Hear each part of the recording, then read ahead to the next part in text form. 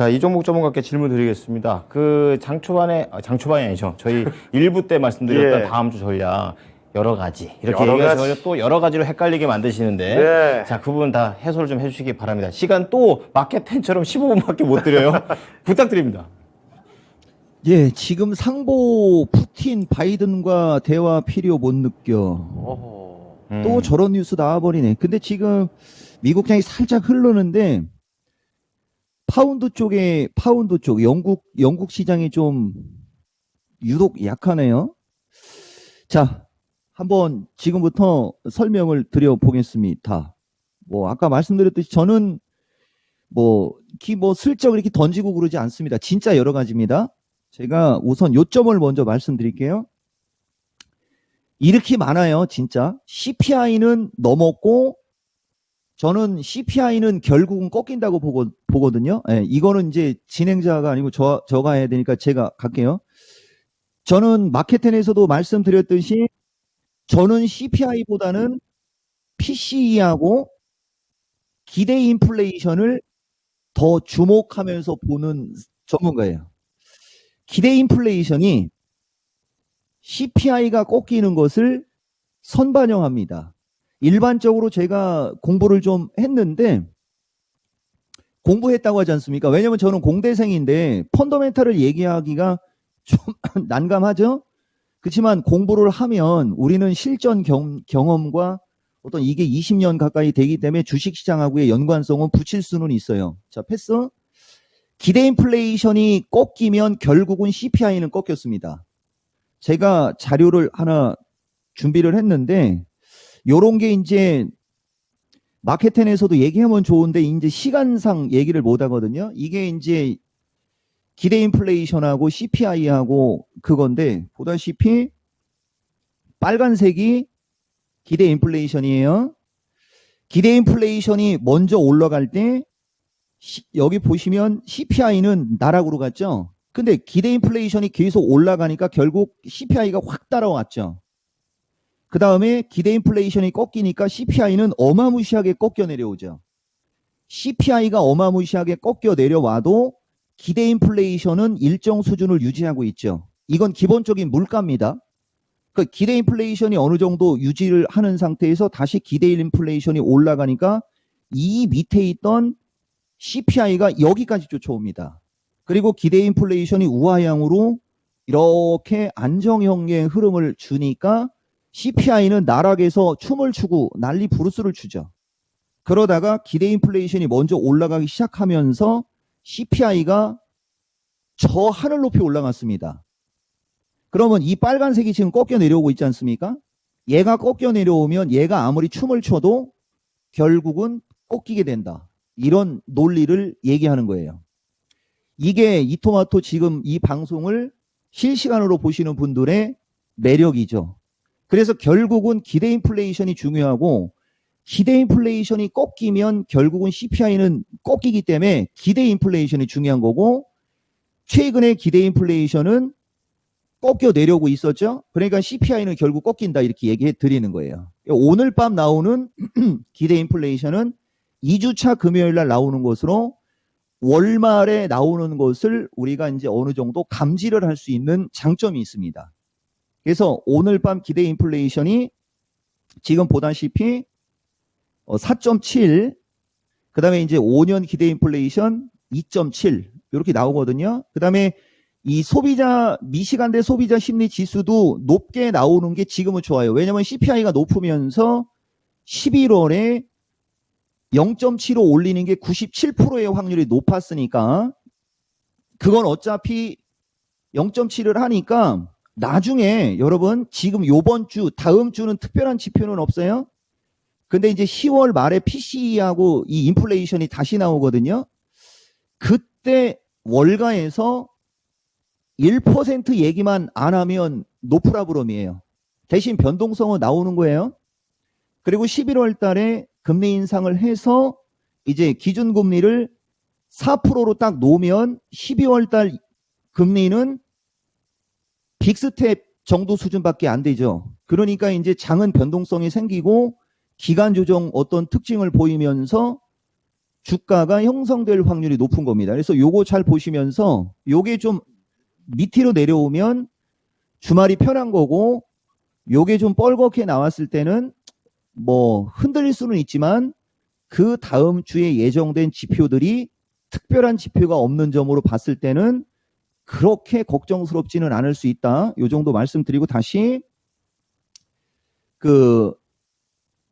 먼저 말씀드릴게요. 또 저는 항상 먼저 얘기해 드리니까 이 ISM 지표가 모든 경제 지표의 출발점이고 항상 초순에 나옵니다. 그러니까 연준에서 금리 인상 한 뒤에부터 이제 ISM 지표가 나올 때 기대 이하로 나오면 원래 정상은 경기 침체가 부각이 돼 갖고 주식시장이 급락이 돼야 되는데 이들이 금리를 4% 수준까지 올렸지 않습니까? 그럼 이제 ISM 지표가 꺾이면 경제가 안 좋아지는 쪽으로 가기 때문에 이들도 미국 경제 탄탄해 뭐 이런 얘기 못 합니다. 그러면은 이제 서서히 스탠스의 변화를 시장에서는 얘기할 거예요. 그러면 이제 파웰이 그쪽으로 눈을 돌리면 이 하락장 끝. 그래도 파웰이 끝까지 안 돌린다. 인플레이션 무조건 잡을 때까지는 안 돌릴 거야. 그럼 이제 변동성은 생길 수 있다 정도의 어떤 가이드라인은 좀 여러분들이 좀 놓으세요. 그래서 지금 현재 시점만 놓고 보는 거예요, 여러분. 지금 현재 시점만 놓고 봤을 때는 요 기대 인플레이션으로 기본적인 시장의 향후 흐름을 우리가 예측할 수 있고, 자, 그 다음에 이제 국내장 추세 특성식으로 말씀드려볼게요. 자, 국내장은 보다시피 지금 추세가 파동 자체가 15파동, 지금 이제 반등 16파동으로 갑니다. 절대적인 사항 하나 알려줄게요. 엘리어트 파동 이론에서 엘리어트도 뭐 절대적인 파동 뭐 얘기하듯이 이 종목도 마찬가지 연파가 걸려서 11, 15 이쪽으로 가면 절대적으로 17파가 나옵니다. 17파가 나오지 않으려면 조정 없이 마주보는 고점을 넘어가야 돼요. 근데 지금 여기에서 조정 없이 마주보던 고점까지 갈 일이 없죠.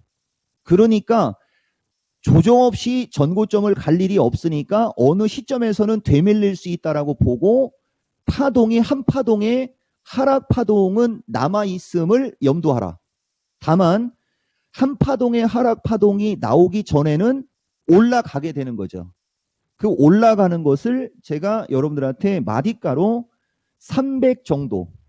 기본적으로 우리나라는 이렇게 급락이 나온 상태에서 반등을 하면 항상 요런 반등의 폭을 우리가 그 특징을 끄집어내는 겁니다. 항상 어느 정도 주가가 급락을 하면 반등이 나올 때 여기 보면 375에 400이고 400에 425 해갖고 25 간격이죠. 차트를 보실 때 요게 증권사에서 이걸 그냥 보여줍니다. 기본적으로 2020년 5월 달부터 현재까지의 주식시장은 하나의 마디가 25씩 끊기는 거예요. 근데 추세 자체가 하락 추세고 하락장이니까 하락은 강력하고 길어야 되죠. 그러니까 25에 곱하기 2배. 그래서 기본이 50이 나오는 겁니다. 그 다음에 기본 50에 25를 더해주면 75가 되죠. 그죠? 그리고 여기 75에 25를 더해주면 또 100이 되고, 그래서 50, 75, 100 이런 식으로 주가가 빠지게 되면 지금 장은 이런 식으로 하락할 때 나오는 변동폭, 이게 우리가 마디가라고 하는 겁니다. 쉽죠? 이 방송을 보시는 분들은 항상 제일 먼저 이런 걸 보시는 거예요. 그러면 이제 딱 봐도 답 나오죠, 여러분? 네, 그래서 추세가 하락 추세라는 점. 자, 그 다음에 대형주. 시가총액 상위 삼성전자는 반등이 이어지고 있으나 얼추 저항에 오고 있고, LG에너지는 반등이 마무리가 되고 약간 눌리려고 하고 있고, LG엔솔이 눌릴 때 관심을 가지시면 좋습니다. 자, 그 다음에 하이닉스가 반등이 어느 정도 나와서 단기 저항권에 붙고 있고, 삼성바이오도 반등이 나온 다음에 에너지를 응축하죠. 삼성바이오가 이제 변수입니다. 삼성바이오가 이제 다른 종목이 좀 비리비리 할 때 85만 원 돌파 시도가 나오면 조금 시장에는 긍정되겠죠. 바이오주들 움직이니까. 삼성바이오도 잘 볼만한 주식이고 시가상위에서. 자, 그다음에 네이버 15만 원 마디가 찍었으니까 17만 5천 원에서 18만 원 정도까지는 반등이 나올 수 있는 어떤 그림으로 우리가 인지를 하는 게 맞고. 자, 그다음에 삼성 SDI가 좀 애매해요. 솔직하게 얘기해 드리면. 이 거래량으로 전고점 돌파는 좀 쉽지 않아 보이고 약간 눌릴 수가 있거든요. 한 57만 원 수준 정도 지지 바탕하면 62만 원 돌파 나올 수 있을 것 같고. 그다음에 이제 자동차. 문제는 이 자동차죠. 17만 원에서 18만 원이고 한 번 더 깰 수도 있어요. 현대차는 15만 원을 좀 봐야 되니까. 그다음에 LG화학이 이거예요. 이게 좀 확실히 약하죠. 그러니까 LG화학이 60만 원을 돌파하느냐 아니면 52만 5천 원을 지지하느냐. 자, 보시면 시가상위 종목을 보시면 시가총액이 되게 높은 쪽은 얼추 저항해 왔고 중간에 있는 LG 에너지하고 삼성 바이오하고 뭐 몇 종목은 조금 올라갈 여력은 있고, 그다음에 이제 네이버 카카오가 급락에 따른 반발 매수세가 들어오는 위치지만 추세 상승하기는 힘들고, 자동차도 추세 상승하기 힘들고, LG화학이 좀 가물가물거리고, 이런 걸 보면 지수가 세게 한 방에 올라가기보다는 등락 혼조를 보이면서 반등 시도, 그죠? 그리고 미국장의 어떤 흐름, 그 기대 인플레이션 보면서 여러분들 대응하시면 될 것 같아요. 그래서 결론 300 돌파 시도에 타지는 나올 수 있으나 한 번에 세게 가기보다는 등락 혼조를 보이면서 갈 수 있으니 시가상위 종목들 저항권에 있는 주식을 보지 마시고 주변주 쪽으로 눈을 돌리시는 이런 투자를 하시면 노 프라브럼 이렇게 말씀드리겠습니다.